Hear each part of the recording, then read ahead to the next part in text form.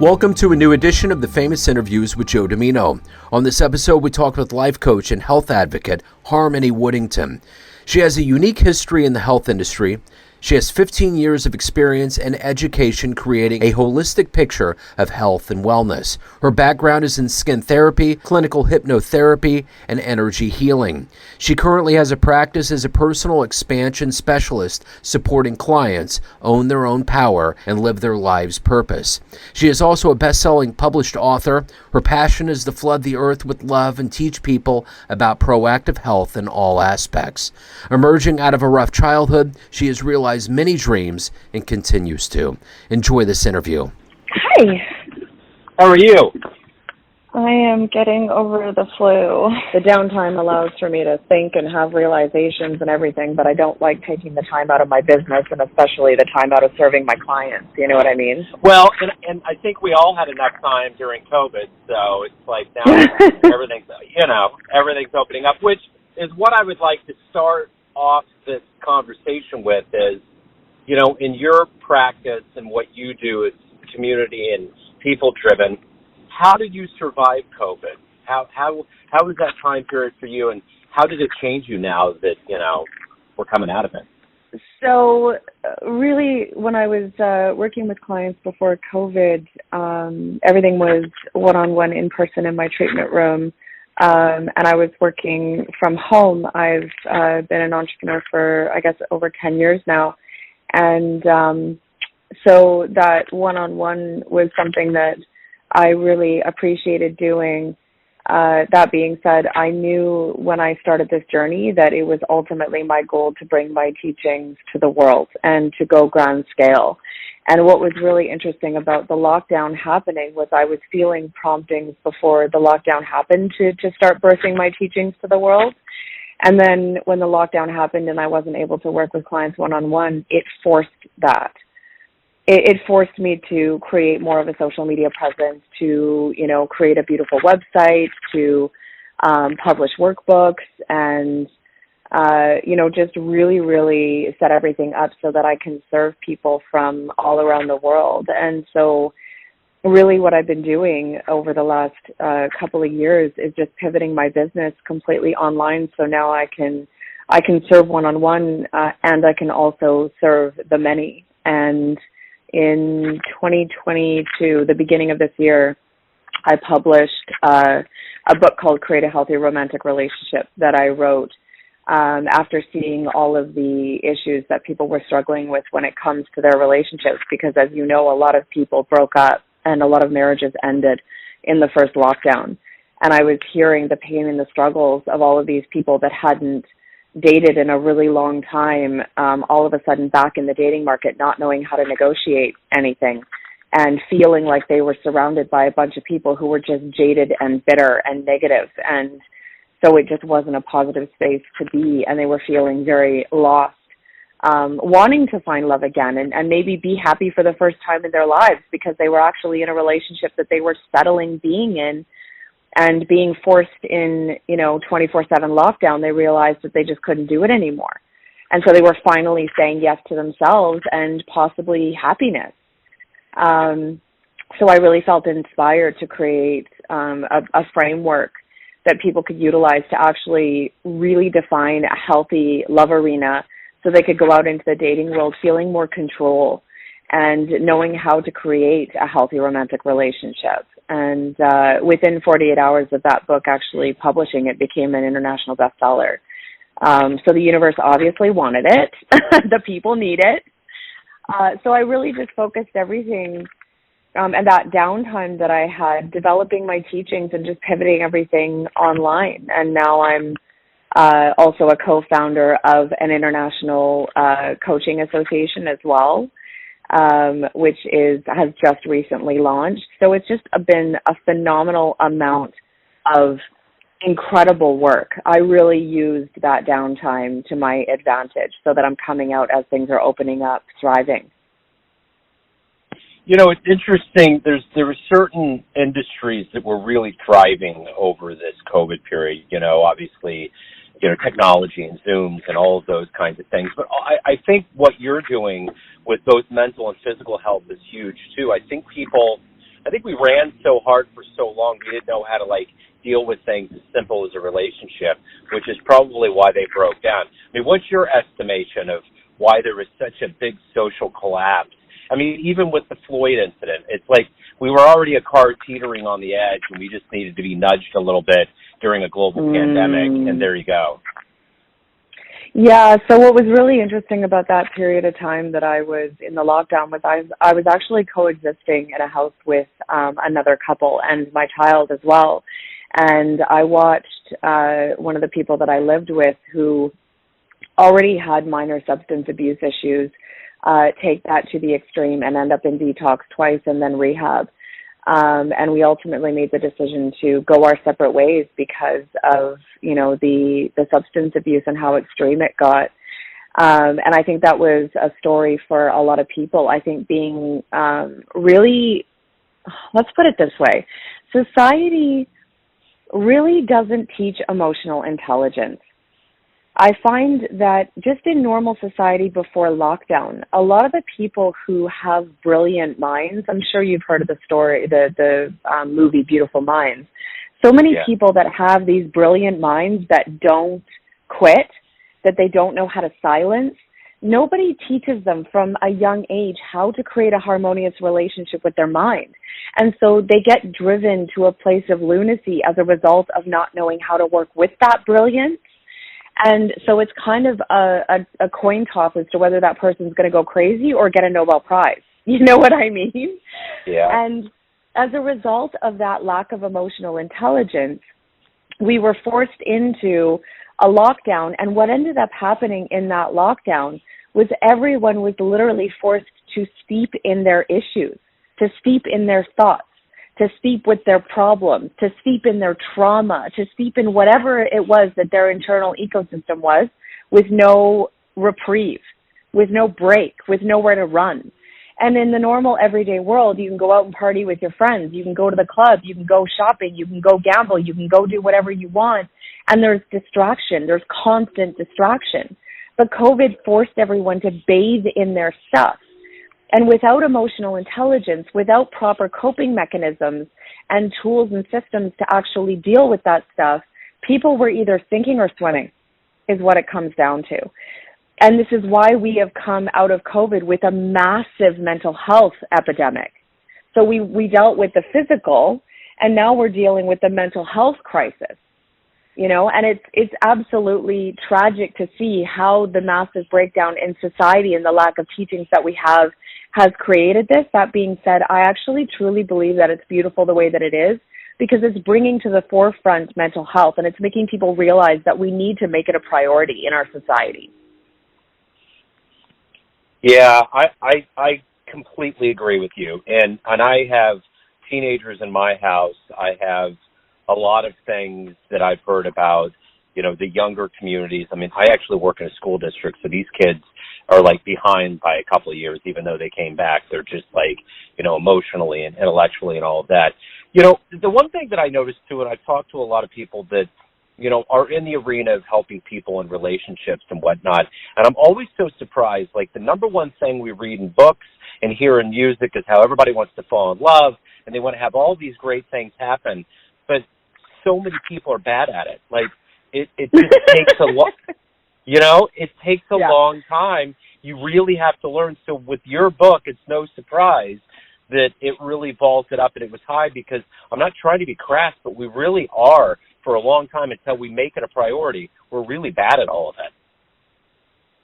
Well, the thing is that, you know, what it is that really dictates the relationships that we create are predominantly driven and motivated by our subconscious programming, right?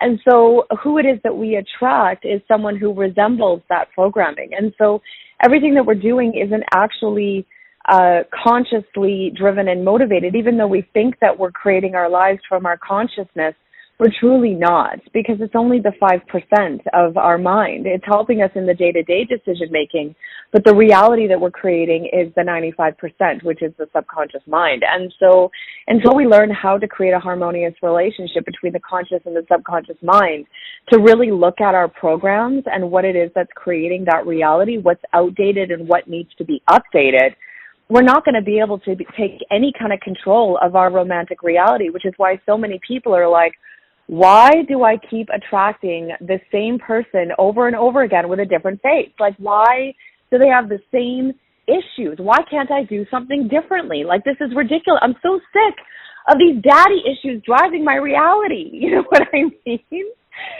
So what I specialize in is helping a person to understand that the mental operating system is exactly the same as the operating system of your phone or your computer. And what we do with our phone and our computer is we have our operating system updated how often? And most of the time it's done at night while we're sleeping, so we don't have to think about it. But it's updated very regularly, usually every couple of months, right? But how many people actually go into the operating system of their own mind and do any kind of analysis and update to see what software is updated and needs to be shifted and changed to whatever current agenda it is that they have in their lives, right? And the process of actually being able to do that is significantly more simplistic than people realize. Once you actually learn how it works, how to analyze and understand your internal dialogue, and how to update software that is no longer working for you or programs that are no longer working for you, you're not going to have any success in your relationships because you're just going to continue to replay what it was that were modeled for you by your parents, which in all reality, more often than not, is dysfunctional, right? Absolutely. Yeah. I'm curious, in your life, being as inquisitive and as much in kind of a role of helping people out, what did you want to be when you were younger? What did you envision your life being when you grew up? That's such a good question. What's really funny was because I grew up with a father who was depressed and suicidal and a mother who was ritually abused her whole childhood and extremely messed up. I actually ended up in my mother's bedroom as a young child. I'm talking about 11, 12 years old, dealing with a mother that was processing ritual abuse trauma and had multiple personalities to the tune of over 300. And I was actually helping her to process these memories and integrate her multiple personalities. I don't know how many 11-year-olds are doing that kind of stuff with their parents, but that's the role that I fell into. And so, and dealing with a father who's deeply depressed and, you know, has tendency towards, suicide ideations, it also puts you in a place where you're having to manage both of your parents and then also at the same time stepping up as a parent and cleaning the house and budgeting for your parents so that you can still have hot water when you have a shower and the lights will stay on and everything. So I was adulting at a very young age, and I was dissecting minds and supporting my parents because I needed them to step up and parent. So I thought if I could fix my parents, that they would then take over and be my parent. And so I knew in my heart of hearts that I was meant to be a healer. That word didn't come to my mind, of course. I thought that I would probably end up walking down the traditional model of being more a psychologist or something of the like. And then when I ended up obviously trying to reconcile and heal from the childhood issues that I had as a result of having these parents, I realized that the traditional model actually wasn't a fit for what it was that I was looking for and needed resolution on, because I also had a massive existential crisis as a result of being raised very, very fundamental Christian. And coming out of that, I needed support from a spiritual standpoint. And so I ended up walking the path to then actually becoming a hypnotherapist and an energy worker. And that was really what ended up allowing me to be able to tap into my own brilliance and my own power, and to actually completely reframe my whole world and actually take control of it in a way that I don't think I would have been able to had I actually just played with the 5% and then did cognitive behavioral therapy. You know what I mean? So I think I always knew what I was going to be, but what I have ended up becoming now is so much greater and so much more amazing than I could have possibly imagined as a little child when I was in that room trying to help my mom, you know? Yeah, you know, and I was just thinking, I was listening to a story yesterday. An author was reading a book called Rodham, and it was about if Hillary didn't marry Bill, what her chances of being president would be and how different their lives would have been. And she was reading this excerpt about them meeting up later in life, unmarried, obviously, and having dinner and talking about their lives. And I think about all of these things that our lives could possibly be. And I was thinking while you were explaining this to me, if you would have had like this idyllic childhood that maybe you saw another friend have, what would you have wished for your life? But would you have wished anything different now that you've seen how your life has turned out? Never. I come at things from the perspective of knowing that I chose my parents, and that they're perfect the way they are, and they've done everything that they needed to do perfectly to turn me into who I am. I very much own my power when it comes to knowing that I chose to walk the refining fire that I walked to create awareness. And that awareness created a drive and a passion to flood this earth with love and to serve others and to help people learn how to create internal worth, security, and love so that they no longer seek any of that from an external standpoint so that they can then be lighthouses for love.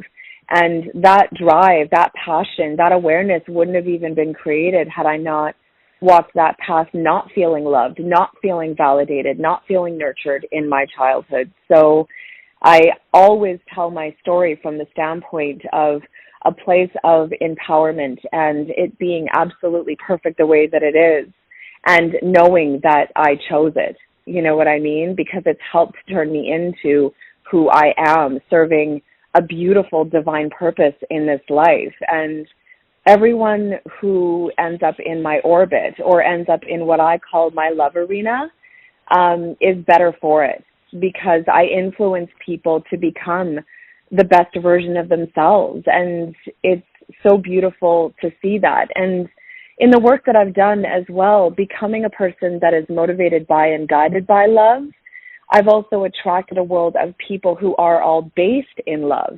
And having that, you know, being in that standpoint where you're younger and you're in that victim mindset and you're going, all of this stuff is happening to me and everything sucks and I can't trust anybody. And then taking control of your life and owning your power and loving yourself and cultivating a beautiful internal ecosystem and changing your whole world so that you are love, and then you create this whole arena of love and all of the people around you who are love, to wake up to that and to see that you do create your reality, that perspective is everything. It's so incredibly powerful. You know what I mean? I want that for everyone. So it doesn't matter what your childhood experiences are. If you have the right perspective and that you understand that what you're walking through is a refining fire so that you can become aware of something that you're meant to become aware of so you can step into greatness and do something beautiful in your life, you can settle into that refining fire even if you're in it right now, knowing that you're going to be and do something amazing one day. And you just need to look for the lessons that you need to learn and then find the right unconditionally loving cheerleader who's going to hold space for you and help you walk through the path to step into that greatness. So in your capacity of helping people and then also taking care of yourself, how do you parlay that out? How do you make sure that you're satisfied, but you have enough energy to give to others? That's such a good question because I think that's one of the biggest faults that so many healers have is they help people to their detriment. And that is absolutely a lesson that I had to learn for myself. And I remember when I was on the healing path and I was learning and getting my own education and developing the foundation for my teachings and everything, I remember being in a session one day with a particular healer that I was working with, and I had an aha moment. And until that point, I was helping others to my detriment. I was attached to the results of what people were doing because it was feeding a need within me. And this is the thing that a lot of people don't realize. If we're healing others from a place of needing their expansion to validate us, we're motivated in the wrong way. If we think that we are healing other people, we're mistaken. If we are giving to others until we fall apart, and then we have to heal ourselves and then come back for more, and we run this vicious cycle, we're doing it all wrong. It's incredibly important that we learn how to tap into universal love, God's love, source's love, whatever title you want to put on it. Learn how to tap into that love yourself and to fill your own heart and soul so that you are allowing people to partake, not take. And it's really important that people hear this, that people partake of the love that you are providing, not take. You are not giving. You are allowing people to enjoy being in the vibration of your love when they are in your existence. But if you try giving it to people, we need to understand that when other people are receiving of whatever it is that we're giving, it's fleeting, because we do not have any kind of permanence in anything that comes to us from an external source. Each and every individual needs to cultivate their own internal ecosystem that is based in love for it to be sustaining. So trying to give to other people, it doesn't work. And any healer needs to understand and be clear on the fact, and I don't care whether you are a doctor, a counselor, a psychologist, a healer, I don't care what you are. It's so important to understand that there are many types of healers, and as a healer, that you're actually not the person who's doing the healing. You're holding space for the person to do the healing. And if you understand that you're not the person who's doing it, and you can take your ego out of the picture and hold space for that person to do the work, it makes such a massive, massive difference, right?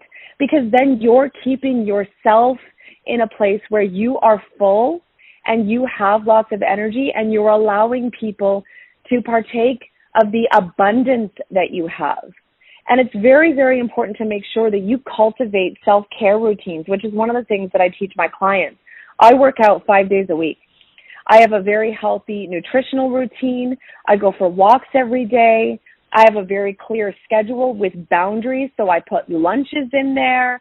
I quit every day and I close my computer, and I have clear boundaries between who I am serving in Awakened Body and who I am in my personal life. And I don't talk about business when I'm in my personal time with my partner, with my friends, with any of that. So I don't overdrain myself. I don't live my business 24/7.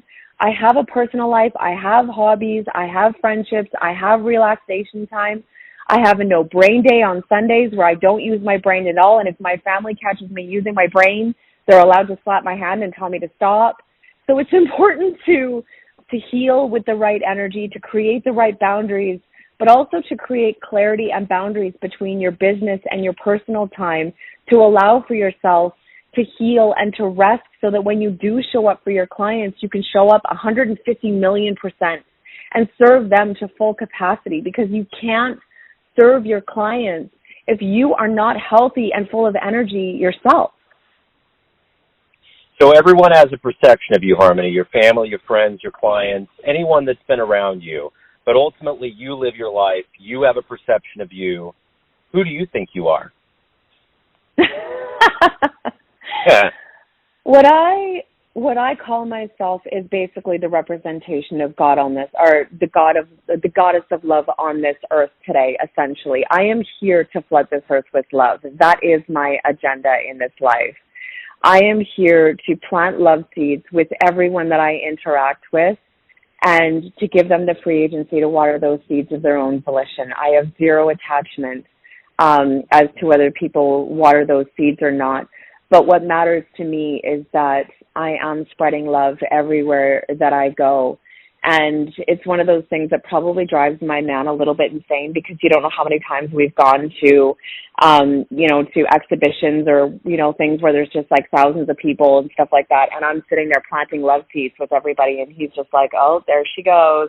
You know what I mean? But quality connections and, really feeling people's energy and ensuring that people feel love is so incredibly important to me, because I think, walking down the street and seeing another woman who's looking like a goddess and is glowing and has put herself together so well, stopping and giving her love and giving her a compliment and telling her how stunning she looks, I'll probably be the only person who does it. And who knows what a difference it's going to make in her day.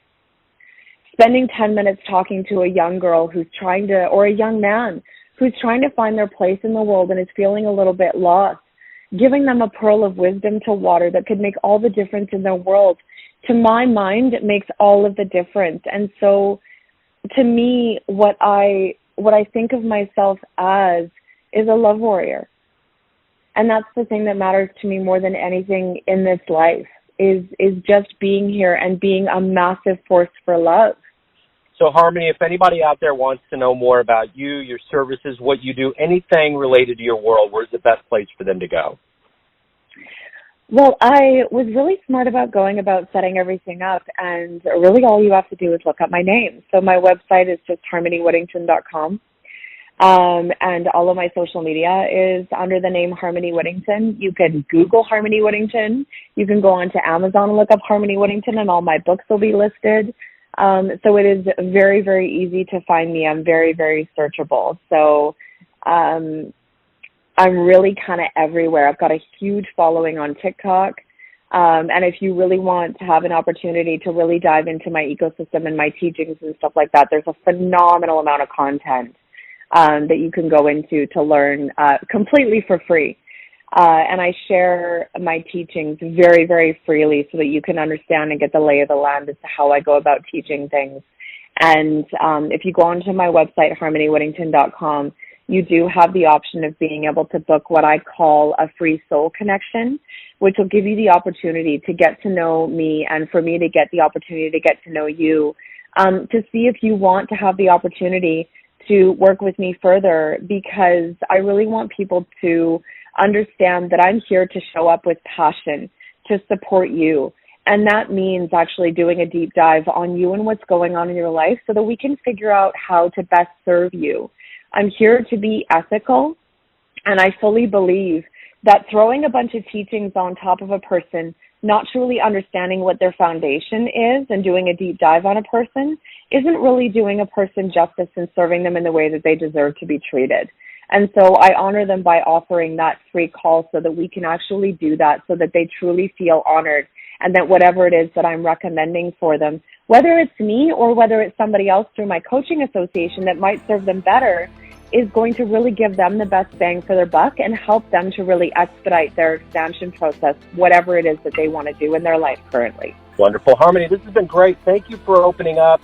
I'm always so reassured when there's people like you that exist in the world. So thank you for what you do. I appreciate your time and opening up. Thank you so much. It was absolutely an honor to chat with you. Thanks for tuning in to another famous interview with Joe Dimino, where we cover the world of art, literature, music, and business from around the globe. If you want to hear more interviews, visit the Famous Interviews with Joe Dimino channel on YouTube. Thanks again for listening, and until next time.